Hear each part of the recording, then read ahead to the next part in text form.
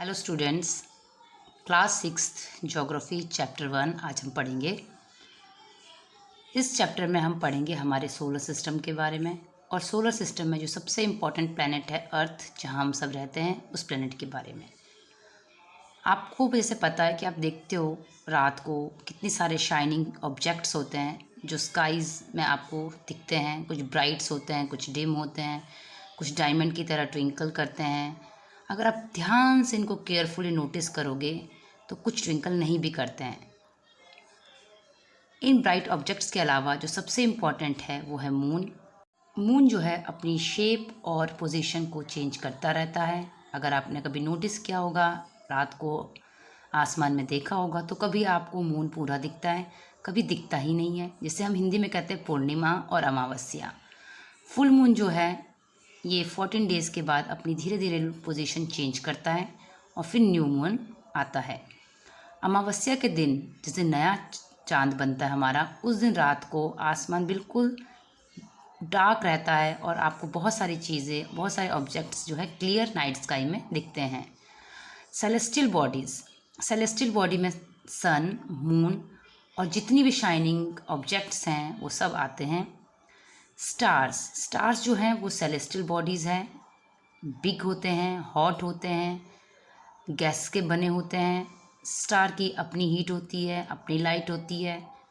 तो स्टार जो है एक इम्पॉर्टेंट सेलेस्टियल बॉडी है और सन जो है, जो हम सोचते हैं कि वो स्टार नहीं है, बट वो भी स्टार का ही पार्ट है। स्टार जो हैं आप देखते हो रात को बहुत सारे आसमान में चमकते रहते हैं, but we do not feel their heat and light because they are very very far from us, क्योंकि वो बहुत दूर हैं। सन जो है वो सबसे नज़दीक का स्टार है। उसके अलावा जितने भी स्टार्स आपको दिखते हैं रात को, वो भी सन के जैसे ही हैं, बट वो बहुत ज़्यादा डिस्टेंस पे हैं। जैसे आप इस बॉक्स में देख सकते हो, सैटर्न, जुपिटर, यूरेनस 3 नाम लिखे हुए हैं और इन तीनों प्लैनेट के आसपास आपको रिंग्स दिखाई देते हैं। और ये जो रिंग्स होते हैं ये बेल्ट होती है स्मॉल डेब्रिस की। डेब्रिस मीन्स मलबा। जब प्लैनेट्स बने थे तो उसके कुछ मटेरियल इधर उधर बिखर गए थे और वही जो मटेरियल थे, जो मलबा था, वो चारों तरफ अपने प्लैनेट्स के घूमता था, जो आपको रिंग की तरह दिखता है और ये आपको टेलीस्कोप की हेल्प से दिखाई देता है। नेक्स्ट है हमारा solar system. Definition of solar system: the sun, 8 planet, satellite and some other celestial bodies.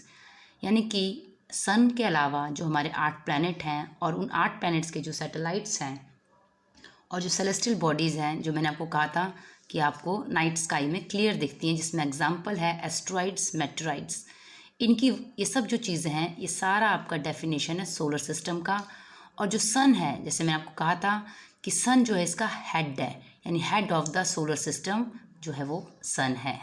ये देख सकते हो सोलर सिस्टम का डायग्राम बना हुआ है, जो अभी आपको हाफ दिख रहा है, हाफ दिख नहीं रहा क्योंकि पेज जो है काफ़ी लेंथ में लंबा है।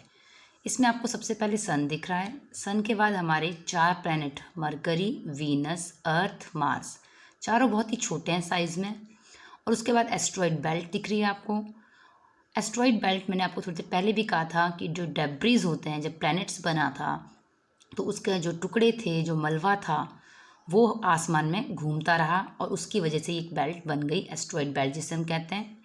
एस्ट्रॉइड बेल्ट के इस तरफ छोटे प्लैनेट्स हैं 4 और उसके उस तरफ राइट हैंड साइड में उनका साइज़ बड़ा है। ये जो आपके 4 छोटे प्लैनेट हैं ये बने हैं रॉक से। आपकी बुक में यहाँ पे लिखा हुआ है inner planets very close to the sun, they are made up of rocks, क्योंकि सन के बहुत ही क्लोज हैं और सब के सब रॉक से बने हुए हैं। अब हम स्क्रॉल करके आपको ऊपर दिखाते हैं जो आपके 4 प्लैनेट दूसरे हैं। आप ये देख सकते हो, ये 3 आपको दिख रहे हैं, चौथा आपका थोड़ा और ऊपर है। हम स्क्रॉल करते हैं फिर दिखाते हैं आपको। ये आपका सबसे छोटा जो है नेपच्यून। अब ये जो 4 प्लैनेट हैं, ये चारों के चारों हम कहते हैं आउटर प्लैनेट। आप ऊपर स्क्रॉल करके देखेंगे हम फिर से कि यहाँ पर जो इसकी डेफिनेशन लिखी हुई है। थोड़ा और ऊपर स्क्रॉल करेंगे हम, थोड़ा सा और, बस यहाँ देखो लिखा है outer planet very very far from the sun and are huge planet made up of gases and liquids. यानी सन से बहुत दूर हैं चारों प्लैनेट्स जो हमारे इधर के आउटर हैं, और सब के सब जो है गैस से बने हुए हैं और लिक्विड से बने हुए हैं। अब हम नेक्स्ट पेज पे आते हैं। आपके इन 8 प्लैनेट्स के बाद सन पे, सन का आप देख सकते हो साइड में एक बॉक्स बना हुआ है। Sol in Roman mythology is the sun god. Solar means related to the sun. The family of the sun is therefore called the solar system. यानी कि जो पूरी फैमिली है सन की, जो आपने देखे उसके प्लैनेट्स, 8 प्लैनेट्स, और उसके अलावा जो आपने देखा मेटेराइट्स, कॉमेट्स, पूरी जो फैमिली है उसको हम सोलर सिस्टम इसलिए कहते हैं क्योंकि वो सन की फैमिली है। सन जो है रोमन, जिसे हम आजकल इटली भी कहते हैं, वहाँ के एक माइथोलॉजी गॉड थे सोल, उनके नाम से पड़ा सोलर सिस्टम इसका नाम। सन जो है सेंटर है सोलर सिस्टम का, क्योंकि सारे प्लैनेट्स उसके आसपास घूमते रहते हैं। सन बना है गैस से, जो कि बहुत ही एक्सट्रीमली हॉट गैसेस हैं। सन का जो साइज़ है वो भी बड़ा है, उसकी वजह से उसमें से जो गैस निकलती हैं वो भी हमें काफ़ी महसूस होती हैं। It provide the pulling force that binds the solar system. The sun is the ultimate source of heat and light for the solar system. तो सन से ही सबको हीट मिलती है, लाइट मिलती है, पूरे सोलर सिस्टम को, हमारे प्लैनेट्स को।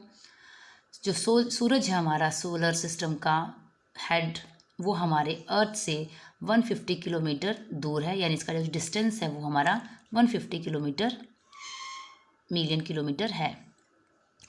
अब आप साइड में देख सकते हो फिर से एक बॉक्स बना हुआ है, हम स्क्रॉल करेंगे, वर्ल्ड ओरिजिन। इसमें आपको पूरा ओरिजिन दिया है कि कौन से वर्ड से कौन सा नया वर्ड बना। आप यहाँ देखो ज्योग्राफी, क्योंकि आप फर्स्ट टाइम ज्योग्राफी पढ़ रहे हो 6 क्लास में। इससे पहले आपने ज्योग्राफी अलग से नहीं पढ़ा था, अलग बुक से नहीं पढ़ा था, सब कुछ जो था आपका ईवीएस में इंक्लूड था।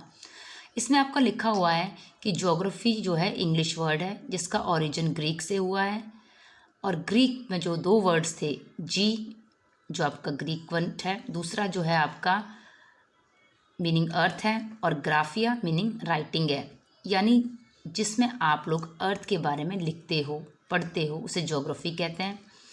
अब आप साइड में देखो, यहाँ पे कुछ वर्ड्स बड़े अच्छे से समझाए हुए हैं।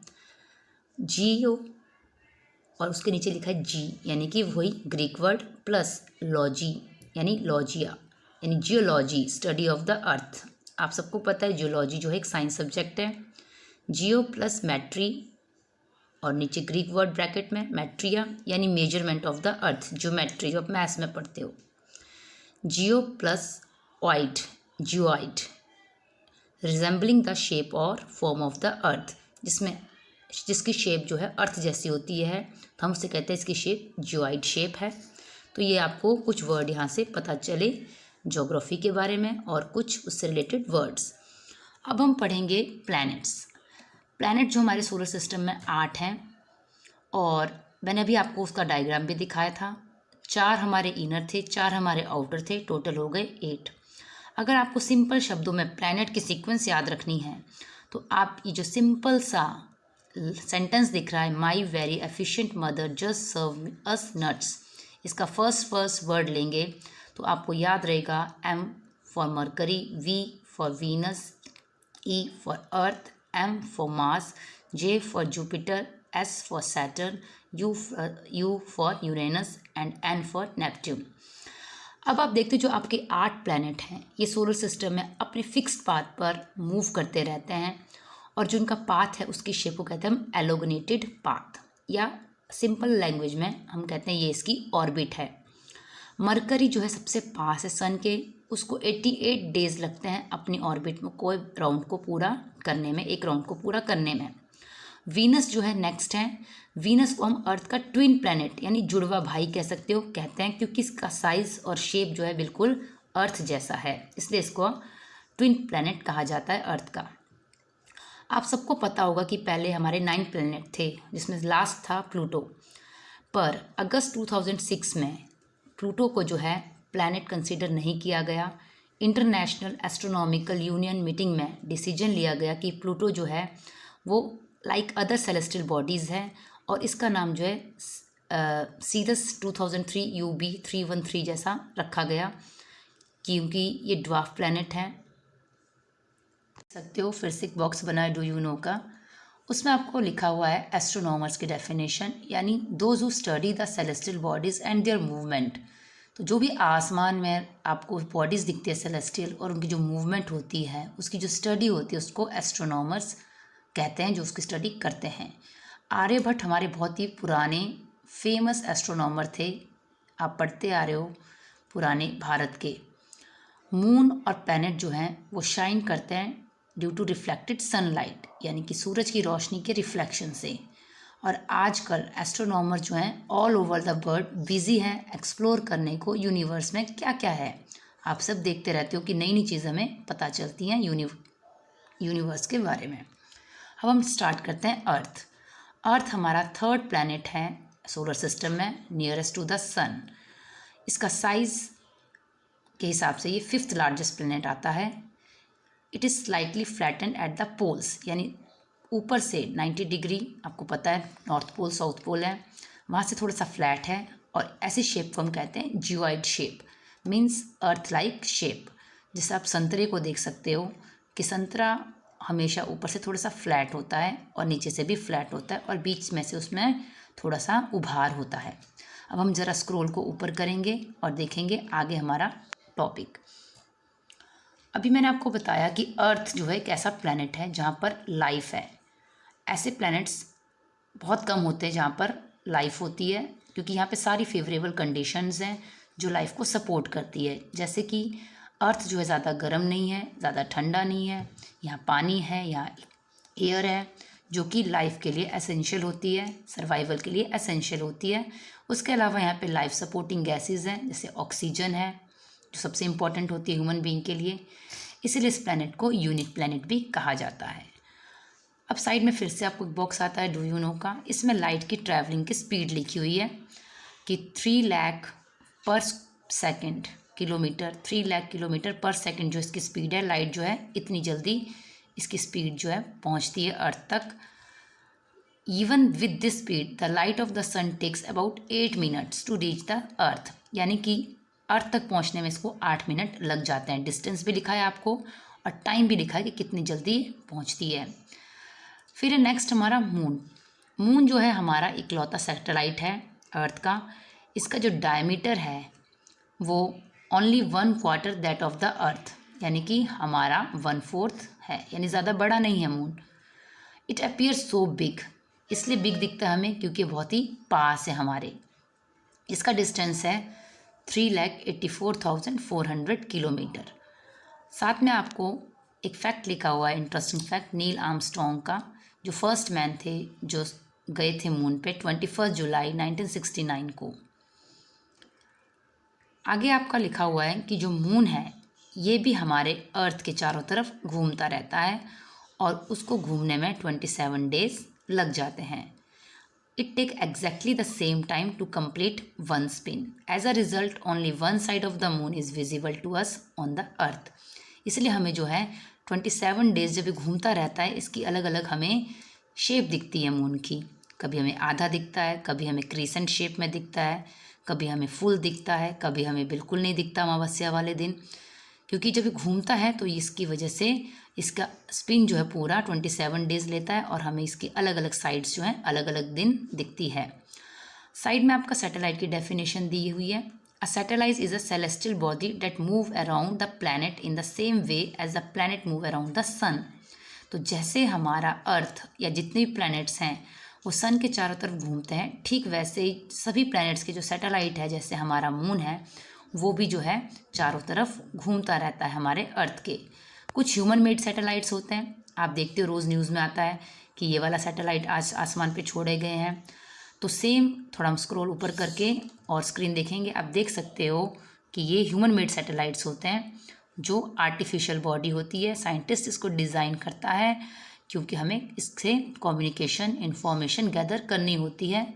इसे रॉकेट ले जाता है, कैरी करता है ऊपर, और उसके बाद आप देख सकते हो पिक्चर में भी कि रॉकेट जो है नीचे आ जाते हैं और सैटेलाइट जो अपने ऑर्बिट में घूमता रहता है। कुछ एग्जांपल्स यहाँ पे दिए हुए हैं बॉक्स में, INSAT, IRS, EDUSAT etcetera. Asteroid discuss करेंगे हम। एस्ट्रॉयड भी जो होते हैं वो भी टाइनी बॉडीज़ होती हैं जो आसमान में मूव करते रहते हैं। आपको मैंने बताया था पीछे एस्ट्रॉयड बेल्ट्स जो आपके मार्स और जुपिटर के बीच में थी। मैंने कहा था वो डेब्रिस थे, जब प्लैनेट बना था उसके टुकड़े थे। आप पिक्चर भी देख सकते हो, फोटो साइड में बनी हुई है। ये टुकड़े ही लगते हैं जैसे किसी चीज़ के निकल के गिरे हुए हो। अब उसके बाद हम करते हैं डिस्कस मेटेराइट्स। मेटेराइट्स जो होते हैं वो भी स्मॉल पीस ऑफ रॉक्स होते हैं जो सन के चारों तरफ घूमते हैं। ये जब आते हैं आसमान में, फ्रिक्शन, जब ये आपने देखा होगा टूटता तारा भी हम कहते हैं कई लोग इनको, कि तारा टूट रहा है, नीचे को आ रहा है। तो जब ये एंटर करते हैं अर्थ में, आपका लिखा है during this process due to friction with the air they get heated up and burn. तो जब ये अर्थ में एंटर करते हैं तो अर्थ में एयर के साथ ये रगड़ खाते हैं, फ्रिक्शन होती है, घर्षण होता है, और उसके से ये चमक जाते हैं और फिर ये जल जाते हैं। तो आपको ये लगते हैं फ्लैश ऑफ लाइट की तरह, या कह लो टूटते तारे की तरह, क्योंकि पीछे से आपको इसकी लाइट की फ्लैश दिखती है। Sometime a meteor without being completely burned fall on the Earth and create a hole. तो जब ये आसमान से कई बार गिर जाते हैं, कम्प्लीटली जलते नहीं ढंग से, और जब ये आसमान में गिरते हैं तो एक बहुत बड़ा होल जैसा भी बनाते हैं। आपने देखा होगा कई बार मूवीज़ में दिखाते हैं, न्यूज़ में दिखाते हैं इस तरह की चीज़ें, इंसिडेंट्स।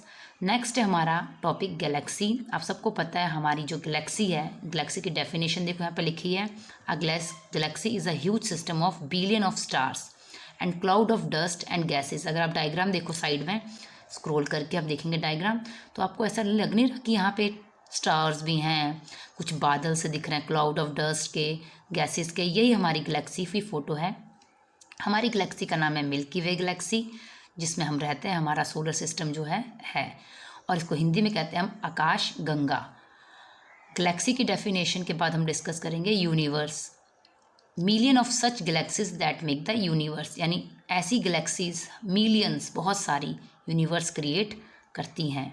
तो इस तरह से हमारा चैप्टर ख़त्म होता है, पर ख़त्म होने से पहले में क्लास का डायग्राम है जो हम डिस्कस करेंगे। स्क्रॉल करके ऊपर इस डायग्राम में आपको एक थोड़ा सा हिंट मिलेगा, ये कि इस पिक्चर से आपको पता चल रहा है कि जो बीच में लड़की है, यानी हम सब अपने घर में हैं, और हमारा घर जो है वो अर्थ में है। अर्थ जो है हमारा वो सोलर सिस्टम में आता है, और हमारे सोलर सिस्टम जो है वो मिल्की वे गैलेक्सी में आता है। और इस जितनी भी गैलेक्सीज़ हैं उसमें से जो हमारी मिल्की वे गैलेक्सीज़ हैं वो यूनिवर्स के अंतर्गत या अंडर आती हैं। तो ओवरऑल हम कहना चाहेंगे कि यूनिवर्स के अंदर गैलेक्सी, गैलेक्सी के अंदर सोलर सिस्टम, सोलर सिस्टम के अंदर अर्थ, और अर्थ के अंदर आपका घर। ओके, अब आप स्टडी कीजिए और उसके बाद हम क्वेश्चन आंसर भी सॉल्व करेंगे।